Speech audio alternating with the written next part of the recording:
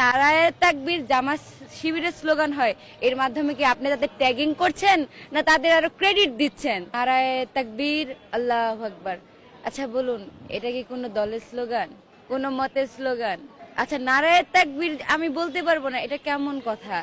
আর আপনি যখন আমি যখন নারায়ে তাকবীর বলি, এখন সেটা যখন আপনি আমার থেকে মাইক কেড়ে নেন এবং বিপরীতে ভুয়া ভুয়া স্লোগান দেন, এবং আপনি কি বললেন তার বিপরীতে ন্যারেটিভ কি দাঁড়া করালেন, এটা জামাত শিবিরের স্লোগান।